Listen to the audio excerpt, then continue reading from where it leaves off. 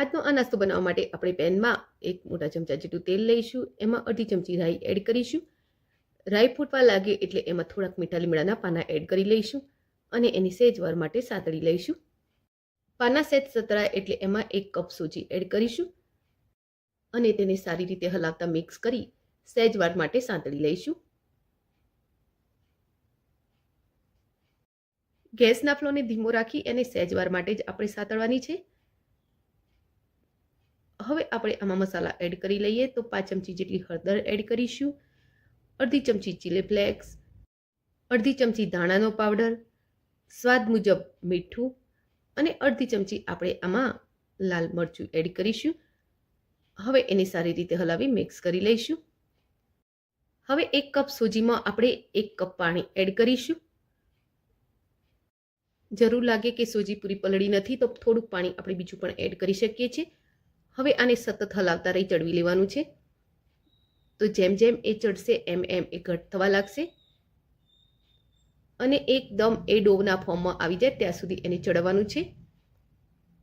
તો હવે તમે જોઈ શકો છો એકદમ કડક ડો આનો તૈયાર થઈ ગયો છે. તો હવે આપણે ગેસના ફ્લોને બંધ કરી લઈશું અને તૈયાર કરેલા આ ડોને આપણે પ્લેટમાં લઈ લઈશું અને સહેજ વાર માટે ઠંડો થવા દઈશું. થોડો ઠંડો થાય એટલે આપણે એમાં 1/2 કપ ચોખાનો લોટ એડ કરીશું અને 1/2 કપ ચણાનો લોટ એડ કરીશું. ત્યારબાદ એમાં અડધી ચમચી ચાટ મસાલો એડ કરીશું અને અડધી ચમચી કાળા મરીનો પાવડર એડ કરી લઈશું. હવે એમાં ઝીણા સમારેલા લીલા મરચાં અને લીલા ધાણા એડ કરીશું. ત્યારબાદ આમાં 1 નંગ બાફેલું બટેકું ખમણી લઈશું યા પછી આ રીતે મેશ કરી લઈશું. તો મારું બટેકું અહીં સરસ બફાયેલું છે તો આપણે આ રીતે મેશ કરવાથી એકદમ મેશ થઈ જશે. જો એકદમ મેશ ના થાય કે ટુકડા રહે તો એને ખમણી લેવું.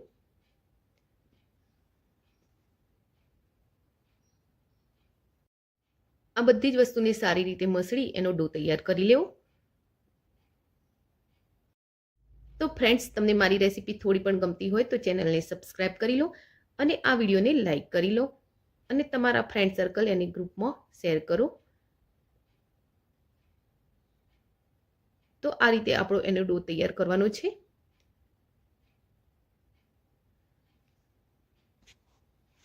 હવે ડોને આપણે એક બાઉલમાં લઈ લઈશું. તો ડો એકદમ ઠંડો થઈ ગયો છે અને તમે જોઈ શકો છો. હવે આમાંથી અડધો ડો આપણે લઈ લઈશું અને એનો આ રીતે મોટો લુઓ વાળી લઈશું.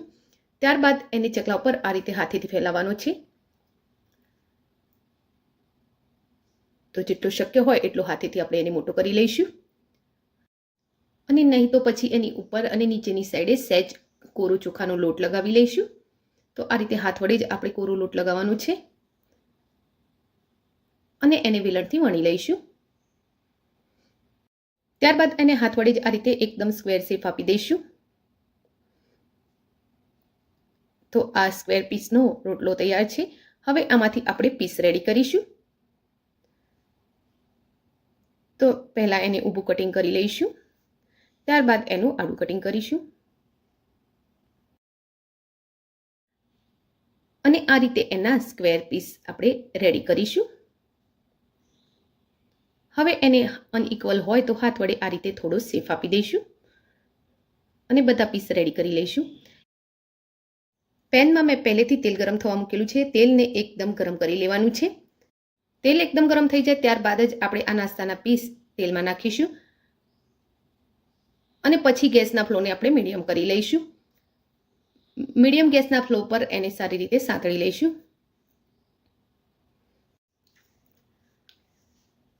તો આ રીતે પલટાવતા રહી એને એકદમ ક્રિસ્પી બનાવી લેવાના છે.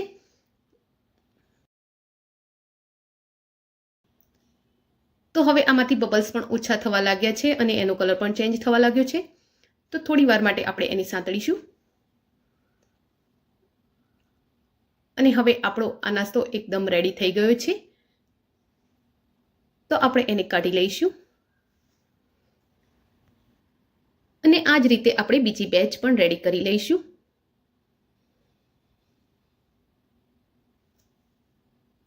તો આપણો આ ક્રિસ્પી નાસ્તો રેડી છે. તમે એને ચા દૂધ સાથે પણ સર્વ કરી શકો છો. તો ફ્રેન્ડ્સ, આજની આ રેસીપી તમને કેવી લાગી એ કોમેન્ટ બોક્સમાં જરૂરથી લખજો. રેસીપી ગમી હોય તો વિડીયોને લાઇક અને શેર કરજો. આવી જ બીજી રેસીપી જોવા માટે મારી ચેનલને સબસ્ક્રાઈબ કરી લેજો. Thank you for watching my video. જય શ્રી કૃષ્ણ.